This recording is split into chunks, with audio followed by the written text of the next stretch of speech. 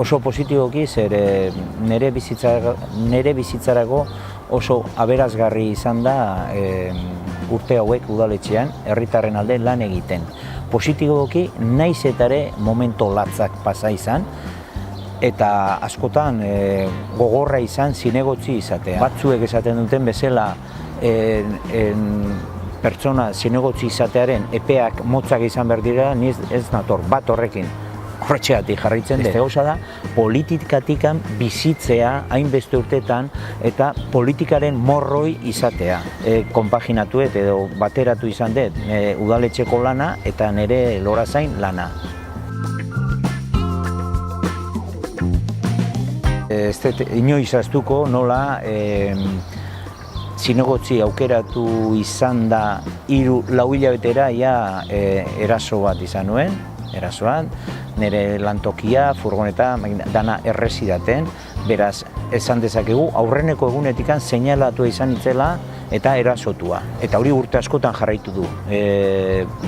PS eta PPko zinegotziek ala bizi izan dugu, bizkartzainez ingurauta.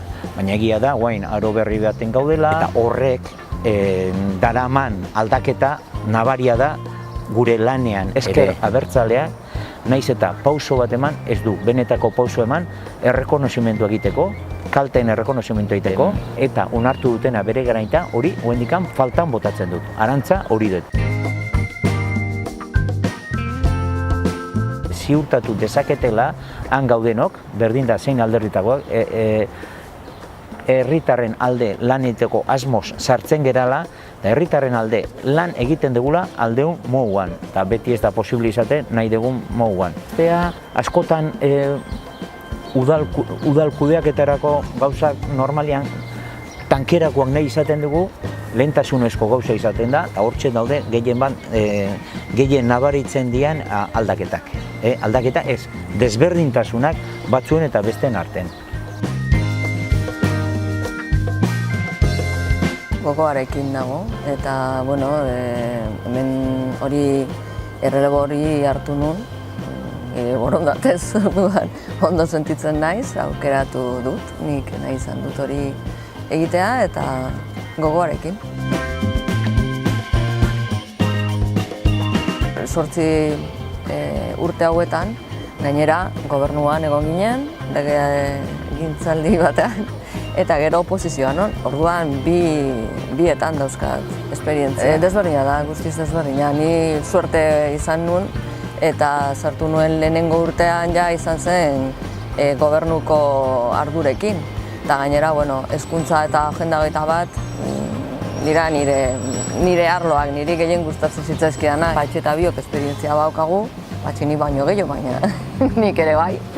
Eta gero hor bigarrena sartu dugu berria, ez du esperientziari, baina formazioa eta gaitasuna, gustoko karga, baina baita lan gogorra da. Eta esan duen bezala, guk zinegotziak ez ezik, gure lan bidea daukagu, eta hori uztartzea nahiko zaila da. Bokazioa ere bada. Bokazioa, bai. Lan gaitasuna eta bokazioa, egia da, bai. Gogoa izan behar da.